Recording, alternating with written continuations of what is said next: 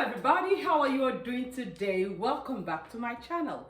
Guys, today I'm going to show you this recipe of how I make my jollof rice in another way. This is going to be very simple and easy, but it's different from the normal way you make jollof rice. Because today, instead of blending or grinding the tomatoes and other things, I'm going to be chopping up all the vegetables that I'm going to be using to make this jollof rice. So if you're ready to see how I do this, please come into this kitchen and let's make it happen. Come on guys, let's go. So these are the ingredients I'm going to be using today, guys. I'm using some red and green bell pepper. I'm using some tomatoes, some red onions, some garlic, and spring onions. With your pepper and tomatoes, take out all the seeds. You don't need the seeds for this meal. And then you chop them up into very tiny bits and put them aside. And it's time to cook. So put your pot on the stove, and once your pot is hot or heated up, you add your oil. Today I'm going to be using olive oil. Normally I use vegetable oil or butter, but today I'm using olive oil.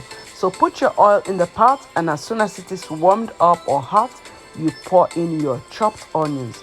Guys, this meal is going to take a little time. I'm not going to lie to you. It will take a little time because you're going to fry everything separately. You're not going to just pour all the vegetables in the pot. You're going to fry them individually. So now I added my onions, and I'm mixing it up. After the onions is thoroughly fried, you add your chopped tomatoes. Guys, I take my time to explain when I'm cooking because I notice that teenagers are watching me. A lot of teenagers are watching and they don't really have experience with cooking, so I have to take my time to explain. That's what I want to be doing. So you add your tomatoes, and then you mix everything up. There's no fast way about cooking. There's no rushing in cooking. Take your time to make your meal, and then you will enjoy it because you're making it for yourself. So why rush over it? So take your time. So after adding these vegetables, you're going to just mix them together, and then let it fry for 5 minutes. Once it is thoroughly fried the way it is here, you're going to be adding other things. So the next thing that I added here is my chopped bell pepper. You add your chopped bell pepper, and then you mix it up too and let it fry. Remember, take time. Don't rush. It's your food. You have to take your time to cook it right. So mix everything up and let it fry again for another 5 minutes.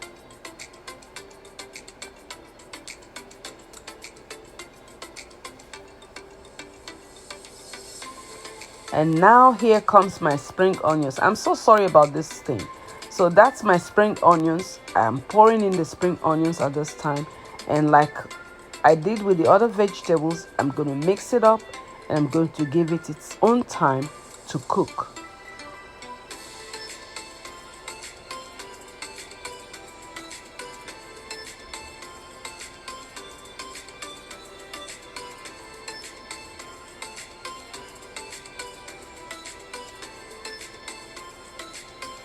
After that, I add some tomatoes. Here I'm using the small can of Derica.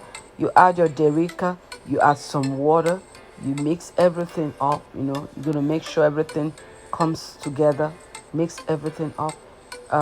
At this point, you have to turn your stove back up a little bit, and then I'm going to add my meat stock. I'm using chicken to cook this, so that's just the chicken stock. You add your chicken stock and you mix everything up. Mix it up, make sure it looks nice, and then you add your seasonings. That's my onion powder, ginger powder, garlic powder, Knorr cube, thyme, salt, and curry powder. That's what I have in there. So you mix everything thoroughly, and you're going to taste for salt and make sure everything is tasty. If you need more salt, you add. If you don't think you need any, let it cook. Just let it cook for a while. After about 5 minutes of cooking, you have to add your washed rice. Make sure you wash your rice, guys. Add the rice into the stew, and then you mix everything up. You mix it thoroughly, guys. Mix it very well. And at this point, you turn your stove low again because you don't want it to burn. I'm not using the real jollof rice pot today, so I'm going to be careful with this. Cover it and let it cook for some time, and maybe about 5 to 10 minutes. And once that water goes down, you check and see if that rice is cooked. If it's not really too soggy, you add your that is my chopped green pepper. I like to add it at the end of my cooking. Just add it, mix it up. I'm going to add a little bit of water into this because it doesn't look like the rice is not cooked, and then I still need to, so I'm going to add some water to it. So after mixing in your green pepper, can you see the beautiful color?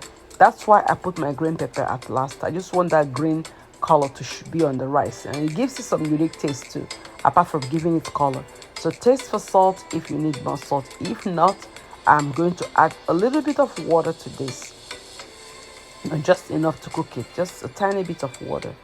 And then I'm going to turn it, mix it up again, and then I will cover it finally to cook. I'm sorry, that's part where I covered the pot. I don't know what happened to it, but I mean, this is almost at the end of the cooking. So you mix everything up thoroughly, mix it up, make sure nothing is burning, turn your stove down, and cover this for at least 20 minutes for it to really cook and dry up. And then the rice is ready. This is how I cook my vegetable jollof rice, guys. It doesn't really take much time, maybe give and take 1 hour, and everything is ready. So once the food is ready, you mix everything up again, fluff it up again, and you serve. Guys. This food came out right. Always nice whenever I make it. This is how I make my vegetable jollof rice. Easy, simple, and delicious. I'm going to be eating this or serving this with some chicken breasts. I chopped up the chicken breasts into tiny bits. I fried them, and then I have some dodo to go with it. Thank you so much for watching me today, guys. I truly appreciate you.